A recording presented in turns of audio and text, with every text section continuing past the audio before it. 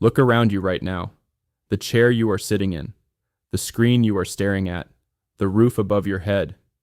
Every single object in your field of vision was made by one species, yours, and that should terrify you a little, because no other animal on this planet comes anywhere close to doing what you do, not even remotely.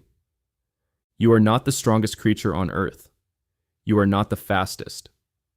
You are not the best swimmer, the sharpest hunter, or the most fertile. By almost every biological metric that evolution uses to measure success, you are unremarkable. And yet here you are, reshaping continents, splitting atoms, and sending machines beyond the edge of the solar system. Every other creature on this planet fits somewhere. They have a niche, a role, a place in the web of life that makes obvious, elegant sense. You do not fit anywhere. And the real answer for why that is far stranger than anything you were taught in school. Start with your body. Really look at it. You are almost completely hairless in a world where mammals grow coats for warmth, camouflage, and protection. Evolutionary biologist Mark Pagel at the University of Reading spent years studying why humans lost their fur when every other primate kept theirs. His conclusion was that hairlessness evolved partly to reduce parasite load and partly to make sweat cooling dramatically more efficient. But here's what that means. You are a mammal that got rid of the single defining feature of mammals to become a better running machine. You traded your coat for stamina. No other animal made that trade. You are the only large land mammal on Earth built primarily around the ability to run long distances in the heat without overheating. You do not outrun prey. You outlast it. You sweat, and they collapse. Anthropologist Daniel Lieberman at Harvard calls this persistence hunting, and evidence of it shows up in the anatomy of fossils going back almost 2 million years. 2 million years of chasing things until they die of exhaustion. That is what your body was built for. That is not a normal animal strategy. That is strange. Then there is your brain. The human brain is roughly 3 times larger than it should be for a primate of your body size. That sounds like a compliment. It is not a simple one. That brain costs you approximately 20% of your total caloric energy to run. You are burning a fifth of everything you eat just to keep your thoughts going. A lion uses about 4% on its brain. An elephant, despite having a larger brain in absolute terms, proportionally spends far less. You have built the most metabolically expensive organ in the animal kingdom, and you run it all day, every day, even while you sleep. In exchange, you got language. Psychologist Merlin Donald, in his landmark work on the evolution of the modern mind, described humans as a cognitive hybrid. Part ancient primate, part something entirely new. A creature that offloads memory and thought into the external world through symbols, tools, and stories. No other animal externalizes its mind the way you do. Your thoughts live in books, in buildings, in the faces of people who are not even born yet. That is not a feature of biology. That is something else entirely.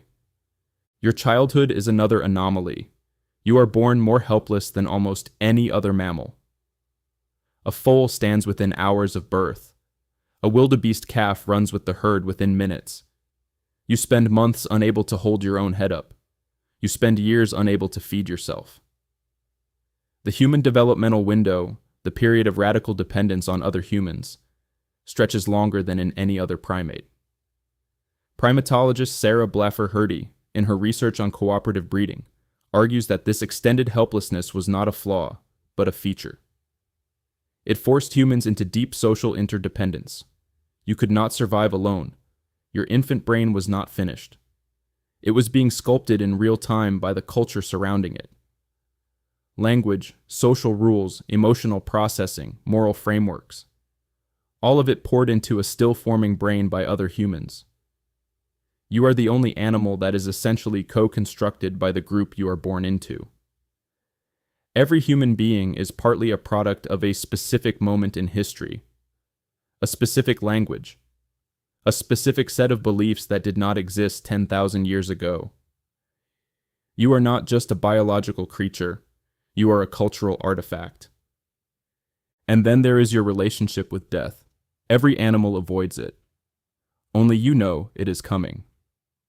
Psychologist Sheldon Solomon, building on the work of philosopher Ernest Becker, spent decades studying what humans do with this knowledge. His terror management theory shows that the awareness of your own mortality shapes almost everything about human civilization. Art, religion, architecture, war, legacy, the desperate drive to be remembered. All of it, at least in part, is a response to knowing that you will die and that the universe does not care. No other animal builds cathedrals to manage its existential dread. No other animal writes its own name on a wall so that something of it will survive. The cave paintings at Chauvet in southern France, made 36,000 years ago, are not just decoration. They are a declaration. I was here. I existed. Look, that is not animal behavior. That is something categorically different. You also cry. Not from pain, from music, from a story, from watching a stranger succeed at something difficult.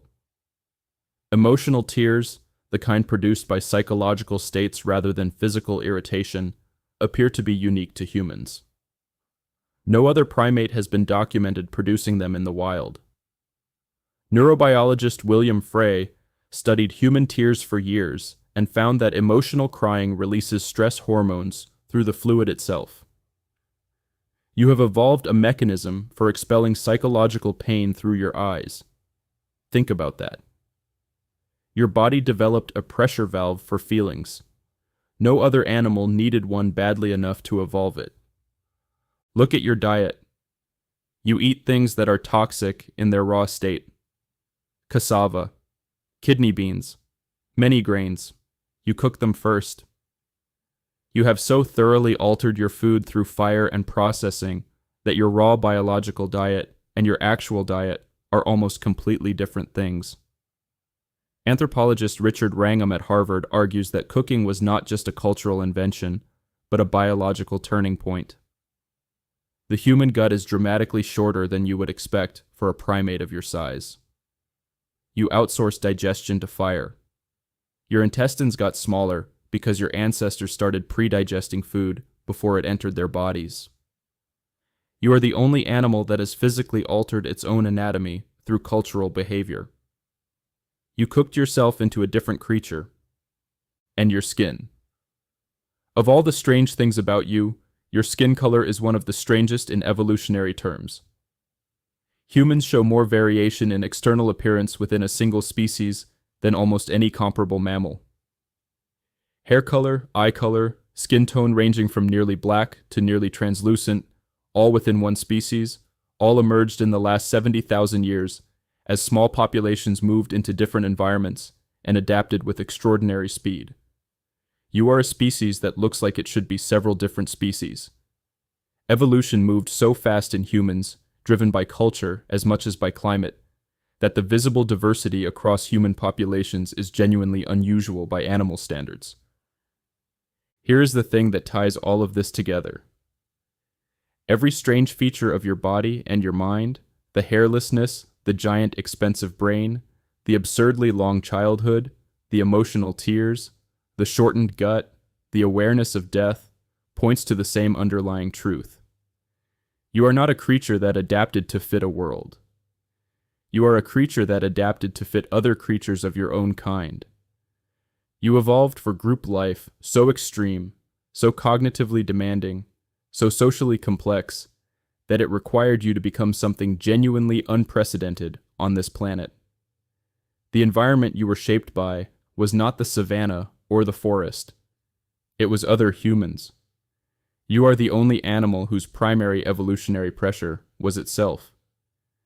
Every other creature on Earth has a place in the ecosystem it makes obvious sense to be in. The octopus in the ocean, the eagle in the sky, the wolf in the forest. They fit. You fit nowhere and everywhere simultaneously. You have colonized every habitat on Earth, not because you were biologically suited to any of them, but because you could cooperate, communicate, and construct your way into places no animal body was designed for. You live in deserts, on ice, at altitude, underwater, and eventually above the atmosphere itself. So look around you again. The chair, the screen, the roof. None of it belongs to the natural world. All of it was conjured out of a mind that was conjured by millions of years of running and sweating and crying and telling stories around fires to keep the darkness back. You are not the alien. You are the proof that Earth, given enough time and pressure, produces something it has never produced before and may never produce again. The strangest animal that has ever lived is the one reading these words right now,